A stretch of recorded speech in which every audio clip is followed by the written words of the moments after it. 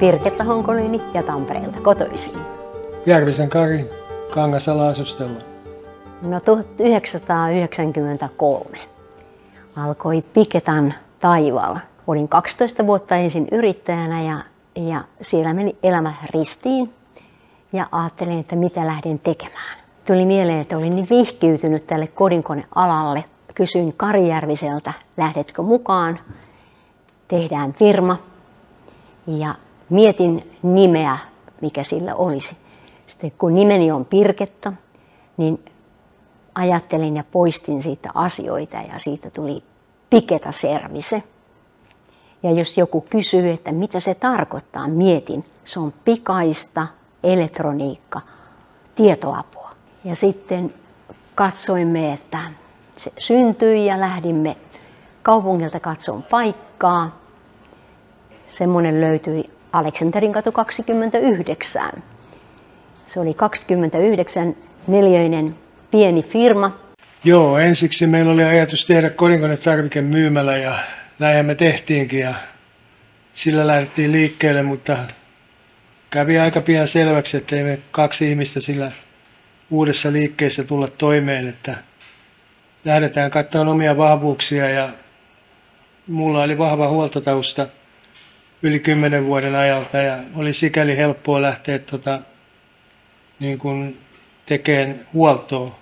Kaikki oli hanskassa niin sanotusti.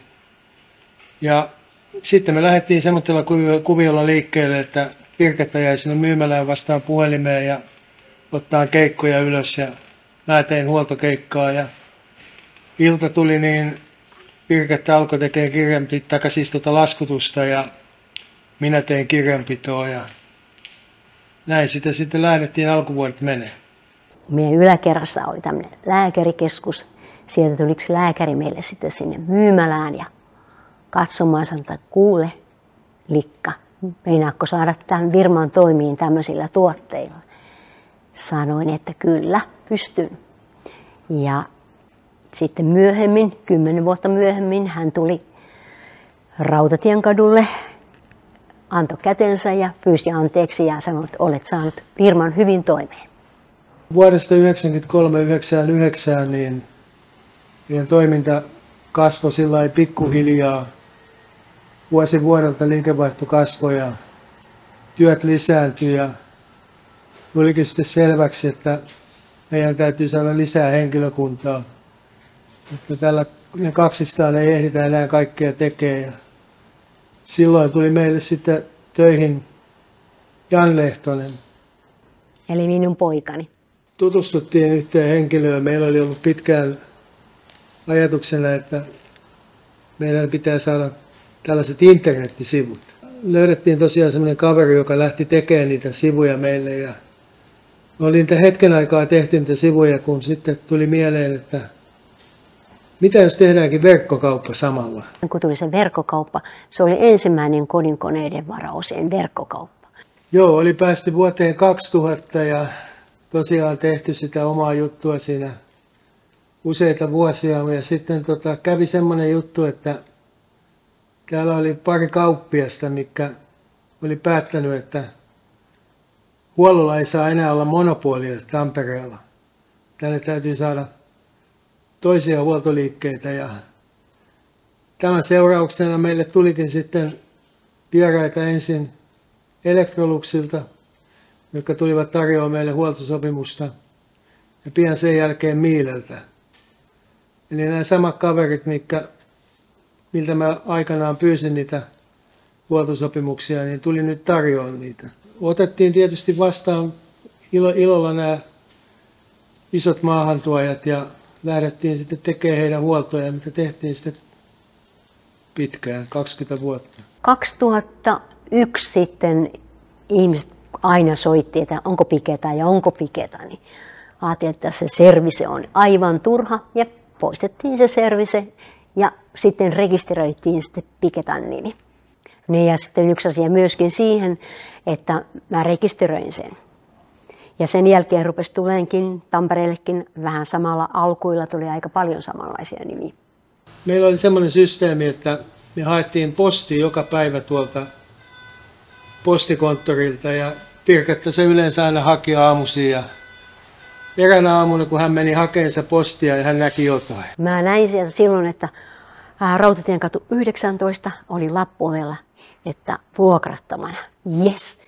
Oli innostus kova ja tulin Karille ja sanoin, että nyt me muutetaan uusiin tiloihin. Minä olin tietysti sitä vastaan, niin kuin yleensä on aina kaikkia muutoksia. Ja onneksi toi Pirketta piti päänsä ja otettiin siitä uudet tilat, mikä meille tosiaan olikin sitten pitkään sopivat ja palveli meitä tässä hommassa. Tosiaan kun muutettiin Rautatienkatulle ja mä rakensin siitä sitten semmoisen positiivisen ja näyttävän kodinkonevaraosamyymälän, jossa ihmiset pääsi kokeilemaan ja katsomaan niitä tavaroita. Ja sitten se tuli paljon läheisemmäksi, koska ihmiselle niin kuin koti on tärkeä ja siellä oleva kodinkone, niin se on tärkeä. Ja siihen kun tuli apua, niin sai niin onnellisia ihmisiä ja monet tuli joskus katsoa ja mä kysyin, mitä teille saisi olla, niin sanoin, että ei, kun hän tuli katsoa sun palveluasi. Pirketta rakensi sen myymälän. Siellä oli hyllyjä, minkä välissä asiakkaat pääsi kävelemään ja hypelöimään niitä tavaroita. Ja monesti kävikin sillä lailla, että meillä oli jono siellä, niin ne asiakkaat kiersi sitä hyllyjen välejä ja katteli niitä tavaroita. Ja niillä olikin enemmän ostettavaa, kun ne tuli tiskille, kun ne oli alun perin suunniteltu.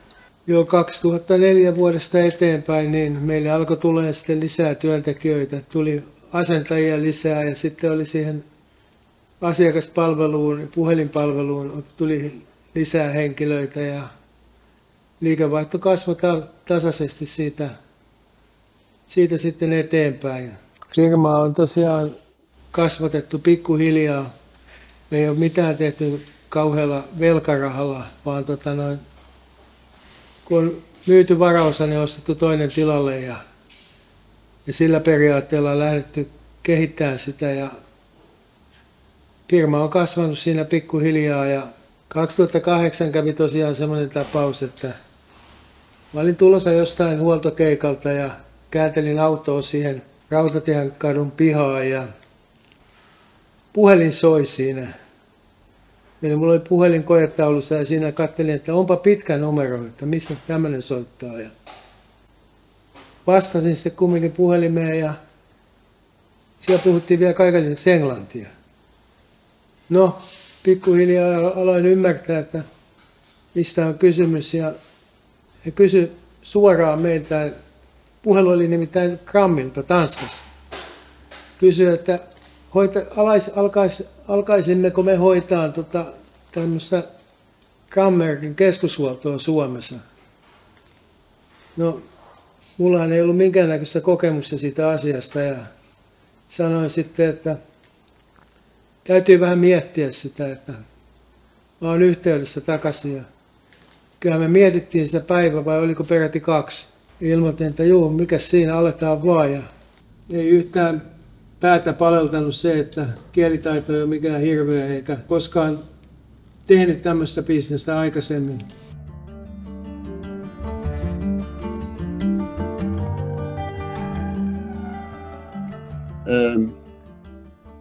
An obvious reason is, of course, the language barriers that we have, that we are facing from Denmark towards our end customers in Finland. We needed like Gram as a company needed a strong footprint on the after sales market in Finland, because we know that good customer relations are crucial for our success. And Picketa is a big and appreciated player helping us with building these relations. Picketa is a competent and a trusted partner, supporting Gram on a daily basis, identifying and finding root causes, solutions to the quality issues that we are facing from time to time. And I can only say that the entire Picketa team is dedicated, and throughout the years we kind of developed a relation that makes even Picketa and Gram stronger as one united team on the Finnish market. Joskus on joku kysynyt, että mikä tämä keskushuolto sitten on, että mitä se homma pitää sisällään. Ja Ja käytännössä se pitää sitä, että me valtakunnallisesti järjestetään töitä noin 120 huoltoliikkeelle näiden meidän merkkien kohdalla ja työllistetään aika paljon Suomessa näitä huoltajia. Ja esimerkkinä voi sanoa, että jos niin tietyllä merkillä menee kodikone rikki, se soittaa maahantuojan valtakunnalliseen palveluun ja se puhelu kääntyykin meille ja me vastataan täällä puhelimeen ja otetaan se työ vastaan ja omalla järjestelmällä siirretään se huoltoliikkeelle sitten tehtäväksi ja ne sitten myöhemmin työn tehtyä laskuttaa meitä ja me taas maahantuojaa ja ollaan tässä tämmöisenä välittäjänä. Tämä on tällä hetkellä jo aika iso osa liikevaihdosta tulee meille sitä kautta. 2011 meille tuli Mokkamasterin keskushuolto. He etsivät myös tämmöistä keskitettyä ratkaisua tälle asialle ja sitä kautta meille tuli paljon varaosamyyntiä ja kasvatettiin tätä Mokkamasterin varastoa. Ja Birgitta tietää varmaan siitä Mokkamasterissa enemmän kuin minä, koska hän on niiden tavaroiden kanssa tuolla päivittäin tekemisissä. No, meillä on kaikki Mokkamasterin varaosat. Löytyy varastossa, että jokainen asiakas ja immeinen saa oikeat osat oikeaan Mokkamasteriin. Se on yksi niitä sellaisia merkkejä, mihinkä pystyy pitämään lähestulkoon kaikki osat hyllyssä, koska merkki on sellainen, että se on ollut samannäköinen viimeiset varmaan 40 vuotta. Siihen löytyy nippeli kuin nippeli, mitä tällä hetkellä on saatavana ja siihen saa tosiaan hyvin paljon varaosia vielä vanhoihinkin tuotteisiin. Eli samalla tosiaan kun tämä Mokkamasteri tuli, niin yritys jatkoi kasvuansa ja työntekijämäärä kasvoi, oli sillä hetkellä varmaan 3-14 henkeä. 2016 ensin soitettiin ja sitten tultiin käymään ja meillä liikkeessä ja meidät valittiin Tammerkosken yrittäjäksi. Meille ilmoitettiin, että meille annetaan kunniamerkit. Ja sitten tulikin puhelu, että ne on peruttu, että sen takia, että meistä tulee vuoden yrittäjä. Joo, ja tällä hetkellä niitä kunniamerkkejä ei ole vieläkään saatu, että ne on jäänyt sinne taka-alalle, mutta ollaan vuoden yrittäjä 2016. Kiitos siitä Tammerkosken yrittäjille. Kiitokset. Joo, 2017 olin liiton puheenjohtajana ja Kodikonehuoltojen liitto oli tehnyt 80-luvulla silloin tämmöisen rekrytointivideon. Sieltä Nurmela Matti soitteli mulle, että tähän löytyisi tämmöinen kanava, että saadaan EU-rahaa tähän hommaan. Ja me lähdettiin yhdessä Salpauksen kanssa sitten Suomen Kodikonehuoltojen liitto tekemään sitä videoa. Tehtiin siihen käsikirjoitukset ja mietittiin, missä kuvataan ja mitä kuvataan. Ja se valmistui sitten tämmöinen, vähän ei puhuttu enää videosta, vaan puhuttiin CD:stä. Aikakausi oli muuttunut sen verran. Ja Kodikonehuoltojen liiton puheenjohtajuuden lisäksi niin tuli paikka tuolta ammattitutkintolautakunnasta. Ammattitutkintolautakunnassa sitten osallistuttiin siihen työskentelyyn ja siellä hyväksyttiin näitä tehtyjä tutkintoja. Puheenjohtaja allekirjoitti ne ja tutkintotoimikunnan puheenjohtajan tehtäviin kuului järjestää sitten tarkastuksia näihin oppilaitoksiin, missä annettiin tämän alan koulutusta. Ja 2017 oli myöskin taas meille semmoinen merkkivuosi, nimittäin Pirketästä tehtiin naisyrittäjät valitsi keskuudestaan vuoden ilonan. Niin iloisen ihmisen, joka palvelee naisyrittäjät, Tampereen naisyrittäjät, niin kokouksessa niin sanoi, että sinut on valittu vuoden ilonaksi ja mähän olin tosi yllättynyt ja iloinen asiasta. Iloinen Ilona. Iloinen Ilona ja Ilona tuntuu tosi hyvältä, koska mulla on aina ollut se tarkoitus, että oli aina ihmisille se, minkä sä haluat sinulle olevan, niin se aina onnistuu ja tuottaa hyvän olon. Aika siinä kuluu ja sitten 2019 niin rupesi tuntua niin, että meidän liiketilat oli liika pieniä. Ja sitten meillä oli ongelmaa, kun meillä oli paljon tuotteita ja koneita.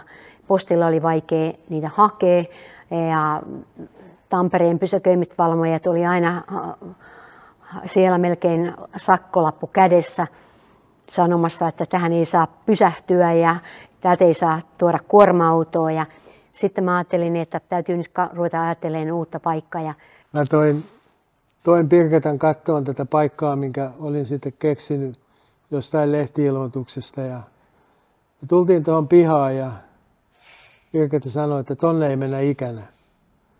Mä sanoin sitten, että tuun nyt kattoon se sisältä kuitenkin, että se on mun mielestä ihan meille sopiva paikka. Ja tultiin ovesta sisälle ja sanoin, että tämä me otetaan.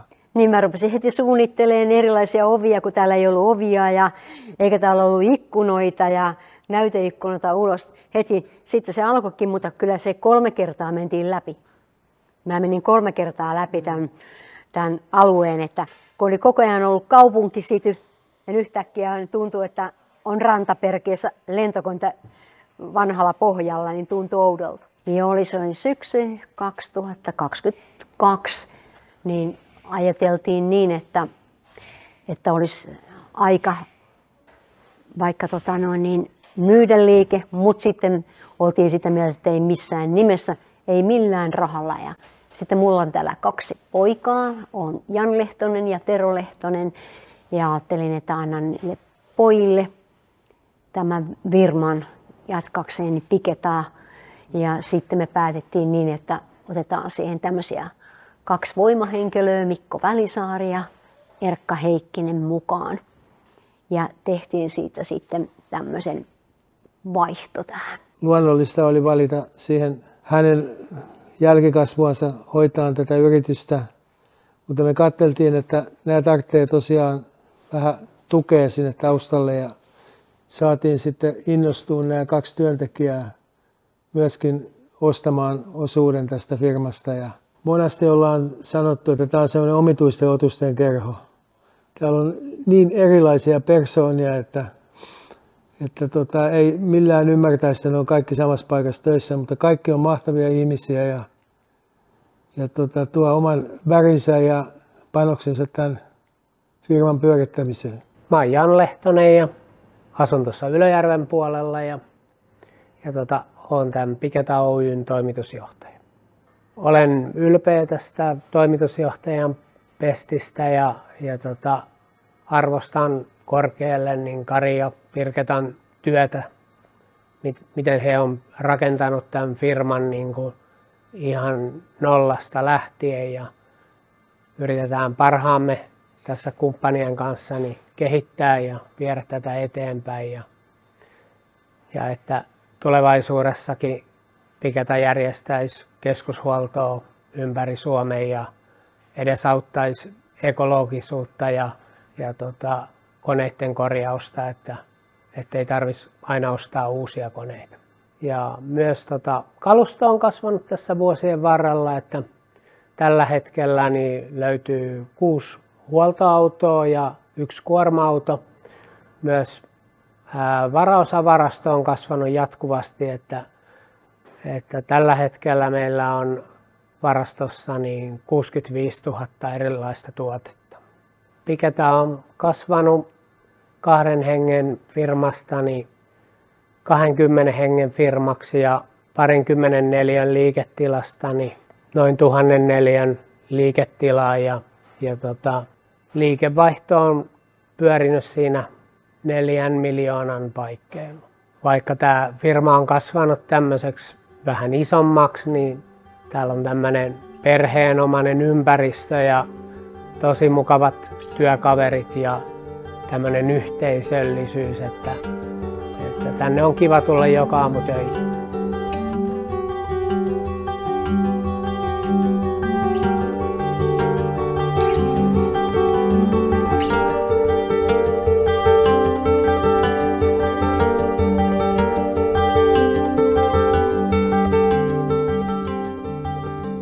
Moikka, mä oon Lassi ja mä oon ollut Piketalla töissä noin 5 vuotta ja on pienkonekorjaaja ja mun pääasialliset bravuurit on henkilökuljettimet.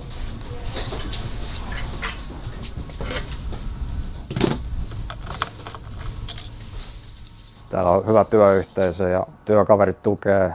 Meillä on mahtava meininki. on ja tulee aina olemaan. Moro, mä oon Janne. Olen ollut täällä nyt noin reilu 3,5 vuotta töissä Piketalla. Tämä työyhteisö on kyllä yllättänyt erittäin positiivisesti, että tänne on voinut vaan tulla ihan omana itsenään ja sitä ei ole sitten paheksuttu mitenkään, että päinvastoin on vaan sulautunut tämmöiseen erikoiseen massaan. Tänään on Sagen espressokeitin korjattavana. Tällä kertaa on ollut kyseessä siitä, että se on päässyt ylikuumenemaan, siitä on tuo lämpösulake palannut. Mutta se ei ole ainoa laite, mitä korjailen, että on olemassa näitä robottipölynimureita, Mokkamasterin kahvinkeittimiä Smeg-pienkoneita ja muun muassa myös Mosquito Magnet-hyttysansoja. Ja valikoima on hyvin monipuolinen, että ei ole niin sanotusti tylsää päivää, että aina on jotakin uutta. Asiakkailta on tullut paljon positiivista palautetta ja monet ovat tänne lähettäneet pullia ja muita kakkuja meille, koska olemme auttaneet ongelmassa. Kiitos paljon Pirrelle ja Karille vuosien työstä ja kiitos teille kaikille yhteistyökumppaneille. Ja tästä on hyvä jatkaa tulevaisuuteen. Anna Piketalla 30 vuotis juhlapäivän johdosta on ilo ja kunnia heistä juhlimaan kanssanne. Kiitos sujuvasta yhteistyöstä. Anna ja menestystä myös tuleville vuosikymmenille. Skål! Congratulations! Piketassa täytyisi muistaa ystävällisyys, lempeys ja asiakaslähtöisyys. Se on se tärkeä. Piketa on ollut meille koko elämä ja se ei ole missään hetkessä pois. Se on, joka asia on ollut tärkeä ja me ollaan eletty sitä koko ajan ja eletään vieläkin. Että täytyy sanoa, että kiitos Piketa.